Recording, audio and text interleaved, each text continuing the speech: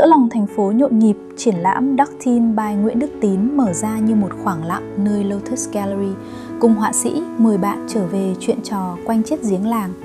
Lấy cảm hứng từ nhịp sống của những gia đình tại phố cổ Hà Nội, triển lãm Dark Teen được kiến tạo xung quanh hình ảnh chiếc giếng, một biểu tượng quen thuộc của ký ức cộng đồng.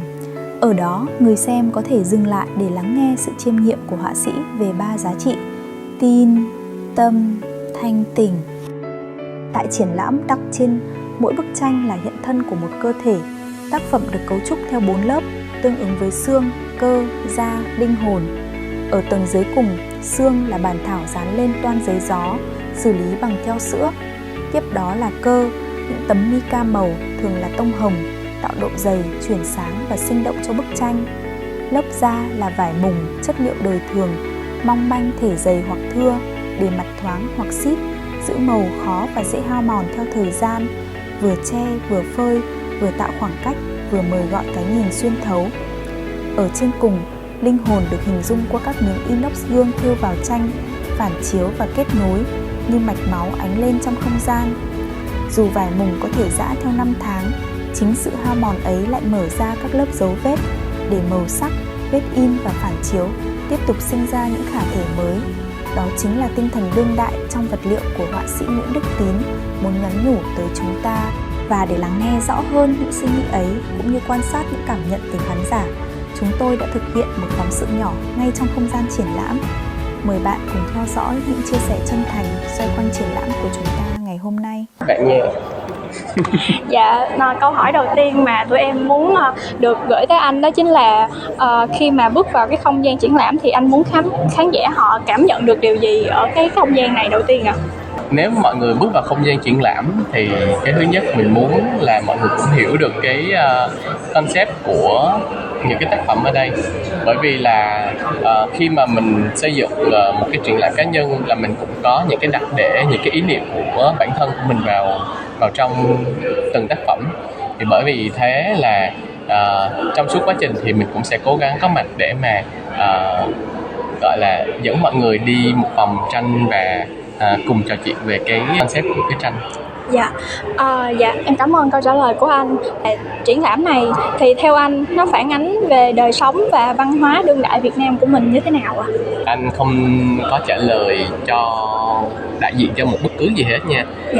Chỉ là một cái cá nhân của mình thôi. Thì trong cái quá trình sáng tác của anh ấy, anh luôn cảm thấy là cái văn hóa của Việt Nam mình nó len lỏi rất là sâu đậm trong chính cái tâm hồn.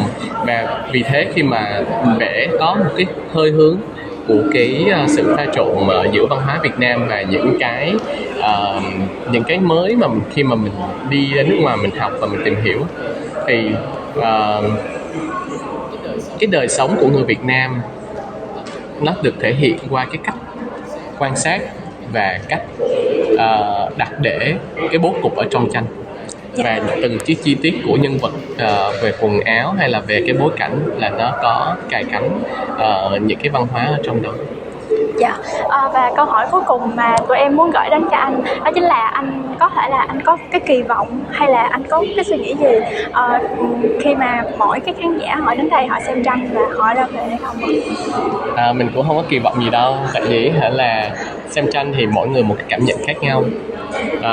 Về nghệ thuật á, nói chung thì sẽ có người thích, có người không, cho nên là mình cũng không kỳ vọng gì hết, và mình chỉ muốn là mọi người có cái không gian thoải mái nhất và vui vẻ khi mà đến xem triển lãm.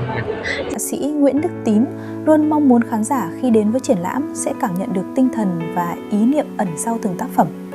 Tranh của anh không đại diện cho một tiếng nói chung mà là sự chiêm nghiệm cá nhân, nơi văn hóa Việt Nam thấm sâu trong tâm hồn, được hòa quyện cùng những trải nghiệm mới mẻ từ quá trình học hỏi ở nước ngoài. Và trên hết, anh không đặt nặng kỳ vọng về phản ứng của người xem mà chỉ hy vọng mỗi khán giả có thể tìm thấy cho mình một không gian thoải mái, vui vẻ và tự do cảm nhận theo cách riêng. Đức Tin vì thế trở thành một cuộc đối thoại mở, nơi nghệ sĩ và công chúng gặp nhau trong sự lắng nghe và sẻ chia. How do you feel about this picture? I feel like it's very inspiring because the different elements reflect the daily life, right, of the farm workers actually.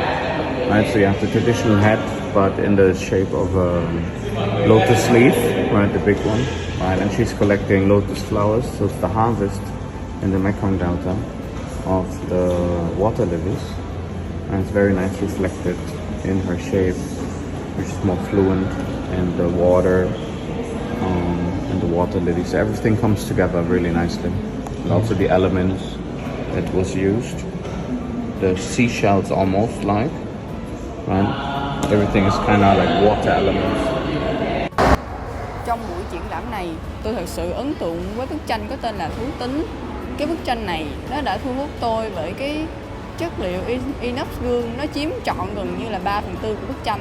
Từ những chia sẻ ấy có thể thấy Dark Tin không chỉ là một triển lãm tranh mà còn là chiếc giếng chung để nghệ sĩ và khán giả dù đến từ Việt Nam hay bất kỳ nơi đâu cùng soi mình, lắng nghe và đối thoại.